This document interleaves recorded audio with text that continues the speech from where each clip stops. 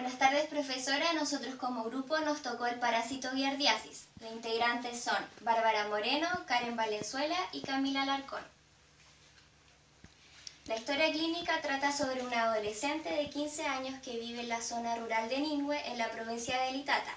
Su familia se dedica al cultivo de hortalizas y no poseen agua potable, por lo que deben utilizar agua de pozo.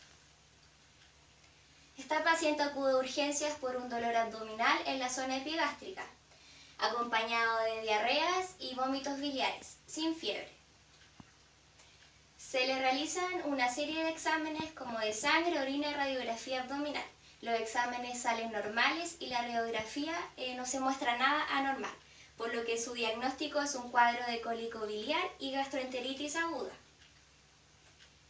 El diagnóstico para esta paciente no ha sido certero, ya que debe volver al hospital después de 2 meses de su primera visita, pero esta vez es intervenida y le hacen técnicas de laparoscopía. Esta ayuda a observar el interior del abdomen, pero deben hacerse pequeñas incisuras en la pared abdominal. También se le realizan una colecistectomía, que es para extirpar la vesícula biliar. Independiente de todo esto, la paciente vuelve a urgencias debido a la persistencia de sus dolores. Se le vuelven a hacer exámenes donde todos salen normales. Por ende, se le realiza un análisis de sus heces, encontrando la razón de sus síntomas. En el análisis se puede encontrar quistes de giardias con núcleos y flagelos a su interior. La giardiasis es una infección intestinal que afecta al intestino delgado y su agente causal es la Giardia duodenalis. Su hábitat es el duodeno y segmentos altos del yeyuno. El parásito de la giardia vive en suelo, en agua y también se puede encontrar en superficies que han estado en contacto con material contaminado de animales o humanos. Una de las formas fáciles de contagiarse es por consumo de agua contaminada. También se puede encontrar en el suelo y en alimentos, esto último por una mala manipulación o también por regarse con aguas contaminadas. También existe un contagio de persona a persona si una de estas ha estado en contacto directo con desechos animales o humanos.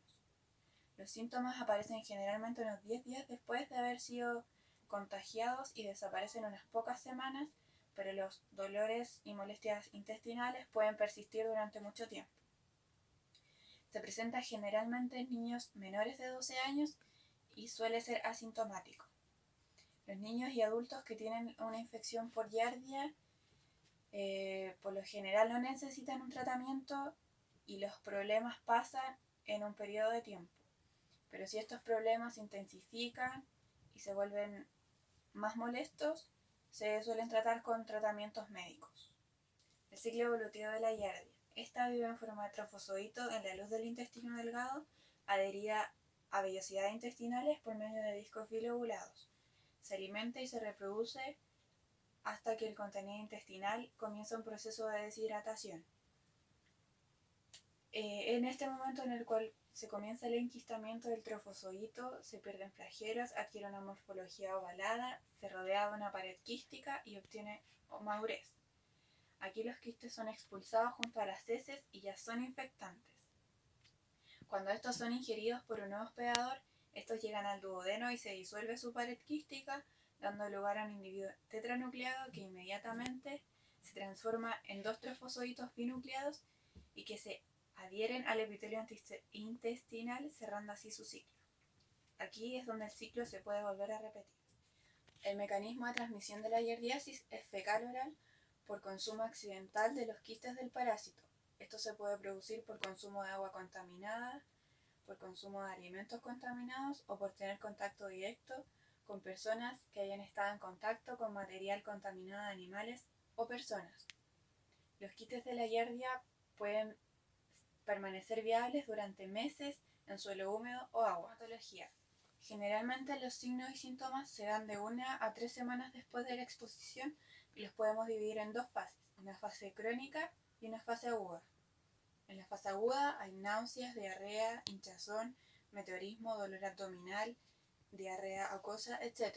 Y en la fase crónica persisten dolores abdominales, una diarrea pastosa maloliente y puede desencadenar anorexia. Las personas que nunca llegan a desarrollar signos o síntomas pueden seguir siendo portadoras del parásito y pueden contagiar a otras personas mediante sus heces. Complicaciones. Se producen lesiones anatomopatológicas cuando por acción de los jugos gástricos se produce desenquistamiento. Se libera el estado del trofocito que se une a la célula epitelial intestinal y produce el daño. Este daño es variable. Puede ser desde la mínima alteración de la mucosa en los infectados asintomáticos y en los casos más severos, con presencia de sintomatología, hay destrucción del tejido epitelial y recambio por nuevas células inmaduras. Funcionalmente, esto puede desencadenar atrofia de las microvellosidades de las células, reducción en el área de la absorción de la mucosa y aumento en la secreción del moco, alteración de las microvellosidades. El problema puede continuar mucho tiempo después de que la infección haya desaparecido. Esto es producto de la alteración del borde de los cepillos de las microvellosidades intestinales. Algunas complicaciones extra también son la deshidratación y la intolerancia a la lactosa, producto de que no puede ser absorbida por las microvellosidades intestinales. Factores de riesgo. A pesar de que cualquier persona puede contraer este parásito, algunas corren un riesgo especialmente mayor, como lo son los niños, ya que son más propensos a estar en contacto con sus heces, sobre todo al usar pañales, si están aprendiendo a usar el inodoro, si pasan tiempo en un centro de cuidado infantil. Las personas que viven o que trabajan con niños pequeños también corren un riesgo mayor de tener una infección por giardia.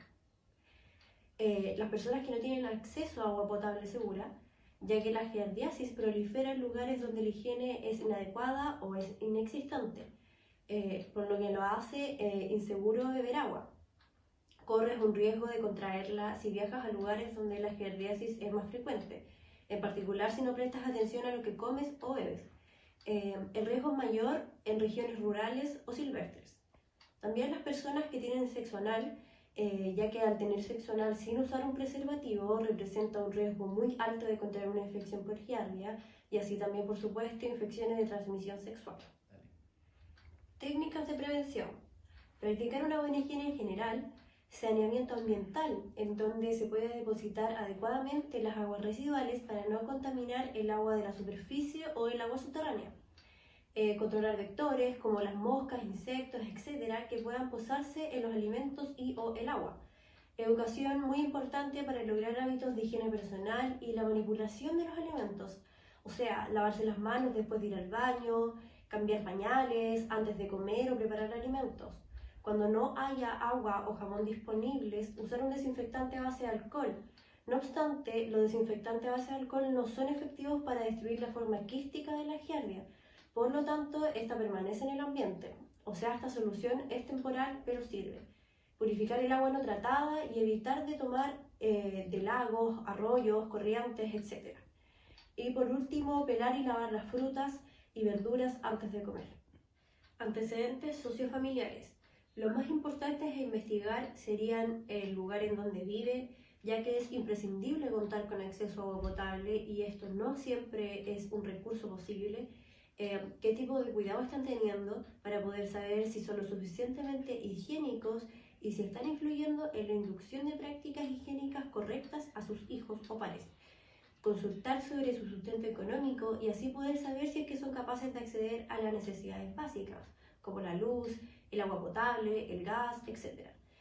Y en qué lugar disponen las heces, para saber si existe una contaminación hacia las hortalizas y o a la fuente de agua, basura, etc. Y para concluir, si los síntomas son leves, que por lo general no se necesita tratamiento, las infecciones leves pueden desaparecer por sí solas en un par de semanas. Pero si los síntomas son graves o no desaparecen, se puede utilizar un medicamento. Uno de los más comunes es el metronidazol. Y también comentar que no hay medicamentos o vacunas que prevengan la infección de la giardia. Sin embargo, la adopción de medidas de sentido común o higiene básica hacen que se pueda reducir en forma significativa el riesgo de infectarse o transmitir la infección a otra persona.